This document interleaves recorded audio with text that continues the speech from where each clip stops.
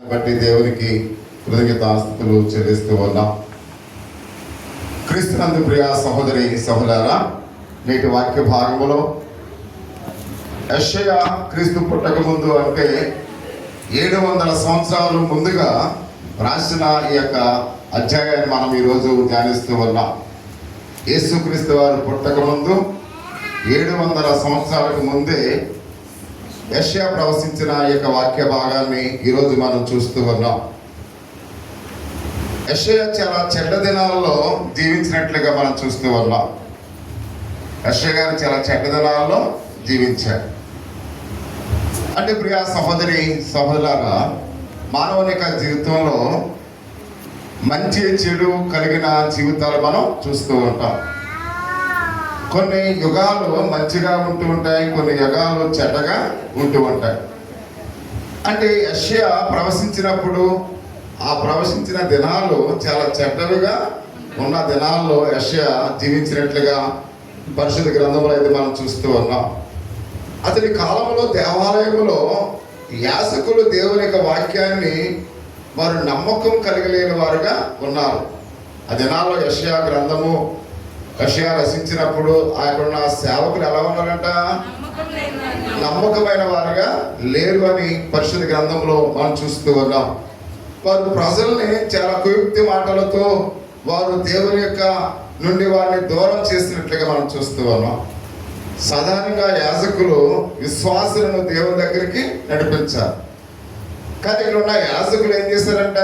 దేవుని యొద్ద నుండి వాళ్ళని మళ్లించారు, దూరంగా మళ్లించారు అనే విషయాన్ని పరిశుద్ధ దేవుని యొక్క లేఖన భాగంలో మనం చూస్తూ ఉన్నాం. అంటే ప్రజలు తన హృదయపూర్వకముగా దేవుని ఆరాధించేవారు కాదు. దేవుని ఎలా ఆరాధించేవారు కాదంట? హృదయపూర్వకంగా దేవుని ఆరాధించేవారు కాదని ఇక్కడ మనం చూస్తూ ఉన్నాం. దేవుడు కోరిన అర్పణలు వారు చెల్లించలేదు. ఇందాక మనం చూస్తున్న కీర్తనకారుడు ఏం చెప్తున్నాడైనా? బలమైన కొవ్విన దూడలను వధించుడానికి మనం చూస్తున్నాం. అంటే దేవుడు ఎలాంటి బలి అర్పణలు కోరుతూ ఉన్నాడు? శ్రేష్టమైనవి. అంటే శ్రేష్టమైన అర్పణలు దేవునికి ఇవ్వాలని కోరుతూ ఉన్నట్లుగా మనం చూస్తున్నాం. కానీ అక్కడ ఉన్న యాజకులు దేవుని ఎప్పుడైతే దేవునికి ఇచ్చే అర్పణలు సరిగ్గా ఉన్నా లేకపోయినా మీరు ఇచ్చేయండి అంటే వారి యొక్క ఆలోచన ఏంటంటే, అలాంటి పరిస్థితుల్లో వారు హృదయపూర్వకంగా దేవుని ఆరాధించేవారుగా ఉన్నారా? లేదు. అంటే దేవుడు చెప్పినట్లుగా మనము చేయకపోతే మనము హృదయపూర్వకంగా దేవుని ఆరాధించిన వారము కాదు అనే విషయాన్ని ప్రతి ఒక్కరం కూడా తెలుసుకోవాల్సిన వారు ఎట్లుగా మనం చూస్తూ ఉన్నాం. అంటే యెషయా కాలంలో ఎలా ఉందంటే ఇప్పుడు ఎలా ఉందో అప్పుడు కూడా అలాగను. అంటే పరిస్థితిని మనం చూస్తున్నాం. అంటే క్రీస్తుకు పూర్వం అంటే 700 సంవత్సరాలు, 700 సంవత్సరాలు ఇప్పుడు ఒక 2000 సంవత్సరాలు. అంటే ఇక్కడ మనం చూస్తూ ఉన్నాం. అంటే ఇంచుమించు 2700 సంవత్సరాల్లో పరిస్థితి ఎలా ఉందో ఇప్పుడు పరిస్థితి కూడా అలాగే ఉంది. అంటే అప్పుడు ఎలాంటి దినాలు ఉన్నాయి? చెడ్డ దినాలు ఉన్నాయి. ఇప్పుడు ఎలా ఉన్నాయి? ఈ రోజు కూడా అలాంటి చెడ్డ దినాల్లోనే మనం జీవిస్తూ ఉన్నాం. అంటే యెషయా గారు ఎటువంటి చెడ్డ దినాల్లో జీవించాడో ప్రస్తుత ఉన్న విశ్వాసులమైన మనము కూడా అటువంటి చెడ్డ దినాల్లో జీవిస్తున్నాము అనే విషయాన్ని గమనించవలసిన వారు బట్టిగా మనం చూస్తూ ఉన్నాం. అంటే చాలా సంఘాలు దేవుని యొక్క సంపూర్ణమైన సత్యమైన బోధను బోధించడం లేదు. ప్రియ సహోదరి సహోదరా, ప్రజెంట్ ఇప్పుడు కూడా సత్యమైన బోధలు ఎవరు కూడా బోధించడం లేదు అనే విషయాన్ని ప్రతి ఒక్కరం కూడా గమనించవలసిన వారు బట్టిగా మనం చూస్తూ ఉన్నాం. అయితే యెషయా కాలంలో ఏ విధంగా దేవుని యొక్క నమ్మకాన్ని కొందరు మాత్రమే వాళ్ళు జీవించినట్లుగా మనం చూస్తూ ఉన్నాం. అంటే ఎల్లప్పుడూ కూడా అందరూ చెడ్డ వాళ్ళు ఉండరు, అందరూ కూడా మంచి వాళ్ళు ఉండరు. అంటే అన్ని సంఘాల్లో అందరూ మంచి వాళ్ళు ఉండరు, అందరూ చెడ్డ వాళ్ళు ఉండరు. అంటే ప్రతి విషయంలో మన సంఘంలో అందరూ మంచి వాళ్ళు ఉండరు, అందరూ చెడ్డ వాళ్ళు ఉండరు. అంటే ప్రతి చోట కూడా ప్రతి కుటుంబంలో కూడా చెడ్డ వాళ్ళు ఉంటారు, మంచి వాళ్ళు ఉంటారు. అంటే ప్రతి పరిస్థితుల్లో మనం గమనించినట్లయితే ఆ దినాల్లో ఆ చెడ్డ దినాల్లో కూడా కొంతమంది ఎవరున్నారంట? మంచి వాళ్ళు ఉన్నారు అనే విషయాన్ని పరిశుద్ధ దేవుని యొక్క లేఖన భాగంలో మనం చూస్తూ ఉన్నాం. అంటే ఆ దినాల్లో వారు కూడా దేవుని మీద నమ్మకం ఉంచి ఒక చిన్న గుంపుగా ఉన్నారు. దేవుని మీద నమ్మకం కలిగిన వారు ఎలా ఉన్నారంట, ఒక చిన్న గుంపుగా ఉన్నారు అనే విషయాన్ని ఇక్కడ మనం చూస్తూ ఉన్నాం. దేవుని యొక్క వాక్యాన్ని వారు పరిపూర్ణంగా సత్యాన్ని తెలుసుకుని వారి జీవితాన్ని దేవునికి పరిపూర్ణంగా సమర్పించుకున్న వారు ఆ దినాల్లో కొద్ది మంది ఉన్నారు అని పరిశుద్ధ గ్రంథంలో అయితే మనం చూస్తూ ఉన్నాం.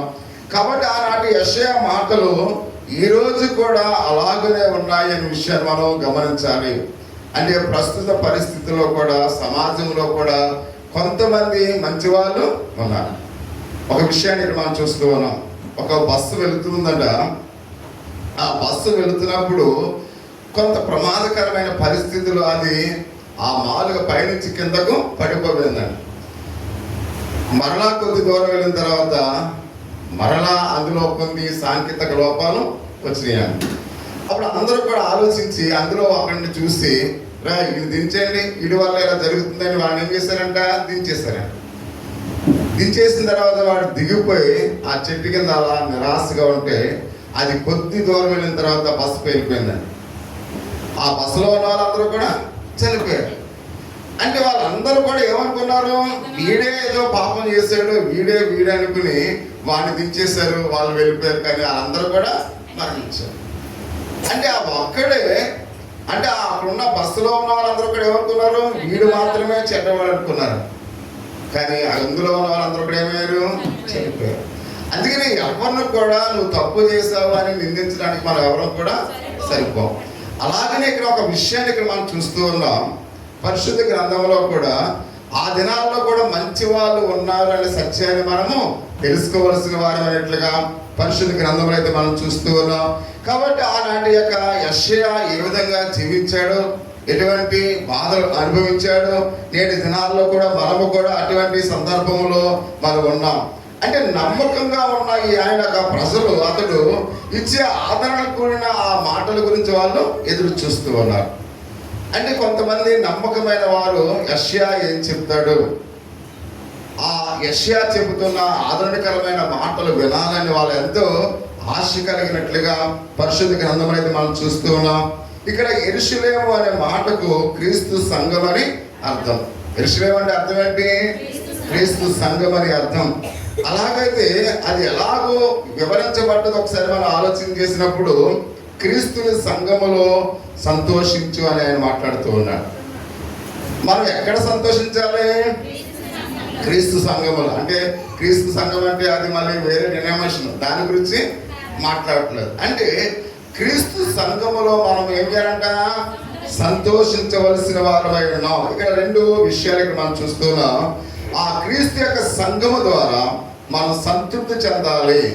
ఆ క్రీస్తు యొక్క సంఘము ద్వారా మనం ఏం చేయాలంట, సంతృప్తి చెందాలని 10 నుంచి 11 వచనాల్లో ఆ మాట లేక చదవలసినది కానీ ఆ సారాంశాన్ని మనం చూస్తూ ఉన్నాం. అలాగే రెండవ మాట, ఆ క్రీస్తు యొక్క సంఘము ద్వారా ప్రభు మీతో కూడా ఉన్నాడు అనే విషయాన్ని మనం చూస్తున్నాం. రెండవ మాట ఏంటి, ఆయన మనతో కూడా ఉన్నాడు కనుక మనము సంతోషించాలి అని మనం చూస్తూ ఉన్నాం. అంటే యెషయా కాలంలో ఉన్న పరిస్థితులు చాలా దుర్మార్గంగా ఉన్నాయి. యెషయా గారి కాలంలో పరిస్థితులు ఎలా ఉన్నాయంట, చాలా దుర్మార్గంగా, మీరు ఆన్సర్ ఇస్తారు ఎలా ఉన్నాయంట, దుర్మార్గంగా ఉన్నాయనే విషయాన్ని మనం చూస్తూ ఉన్నాం. అంటే దేవుని యొక్క పరిశుద్ధమైన దేవాలయంలో ఉన్న యెరూషలేము పట్టణంలో యాజకులు దేవుని యొక్క వాక్యానికి ప్రాధాన్యత ఇవ్వటం లేదు. ప్రియ సహోదరి సహోదరులారా, సాధారణంగా మనం చూస్తూ ఉన్నాం, అనేక కార్యక్రమాలు చూస్తున్నాం, అనేక మందిరాల్లో ప్రార్థనలు చూస్తూ ఉన్నాం, మనం కూడా టీవీల్లో మనం చూస్తున్నాం. అంటే వాళ్ళు చెప్పే వాక్యము కేవలం ఒక 20 నిమిషాలు మాత్రమే ఉంటుంది. కానీ ఆ వాక్యాన్ని మార్చడానికి ఆ వాక్యం కాకుండా వేరే విషయాలు చాలా ఎక్కువ సమయాన్ని గడుపుతూ ఉంటారు. అంటే ప్రతి విషయంలో కూడా మనం గమనించినట్లయితే చాలా మంది పాటలతోనే సరిపడేస్తూ ఉంటారు. పాటలు పాడుతూ పాడుతూ పాడుతూ ఏదో లాస్ట్లో చిన్న వాక్యం చెప్పి ముగించారు. అంటే సంఘము దేనికి ప్రాధాన్యత ఇవ్వటం లేదు, వాక్యానికి ప్రాధాన్యత ఇవ్వట్లేదు. అంటే యెషయా కాలంలో కూడా ప్రజలు దేవుని యొక్క వాక్యానికి అక్కడ ప్రాధాన్యత ఇవ్వట్లేదు. కారణం ఏంటంటే అక్కడ ఉన్న యాజకులే దేవుని యొక్క వాక్యానికి వాళ్ళు ప్రాధాన్యత ఇవ్వలేని వారుగా ఉన్నారు అనే విషయానికి మనం చూస్తూ ఉన్నాం. ఉదాహరణకు యాజకులు ఏమన్నారంటే జబ్బుతో ఉన్న జంతువులను కూడా, పాడైపోయిన ధాన్యాన్ని కూడా మీరు దేవుని మందిరానికి తీసుకురావచ్చు. అంటే అసత్యాన్ని వాళ్ళు బోధిస్తూ ఉన్నారు. పరిశుద్ధ గ్రంథంలో దేవుడు ఎలాంటి జంతువులను తీసుకురామన్నాడు? శ్రేష్టమైనవి, బలమైనవి తీసుకురామన్నాడు. కానీ వీళ్ళేమన్నారు? ఎలాంటి జంతువులైనా తీసుకురావచ్చు, ఎలాంటి ధాన్యమైనా మీరు తీసుకురావచ్చు. అంటే దేవుడు కోరుకున్నది శ్రేష్టమైన అర్పణలు. కానీ అక్కడ యాజకులు ఏం చేస్తున్నారు? ఏవైనా తీసుకురండి అని వాళ్ళు బోధిస్తూ ఉన్నట్లుగా మనం చూస్తూ ఉన్నాం. అంటే అర్పణం తీసుకురావచ్చని వాళ్ళని, ప్రజలను ఏం చేస్తున్నారంటే ప్రోత్సహిస్తున్నట్లుగా మనం చూస్తున్నాం. కొందరైతే యాజకులు ఆ యొక్క బలి అర్పణించిన ఆ మాంసాన్ని కూడా దొంగిలిస్తూ ఉన్నారు, తినేస్తూ ఉన్నారు. అంటే ఈ విధంగా ఆ దినాల్లో జరిగినవని పరిశుద్ధ గ్రంథంలో మనం చూస్తూ ఉన్నాం. అంటే యాజకులు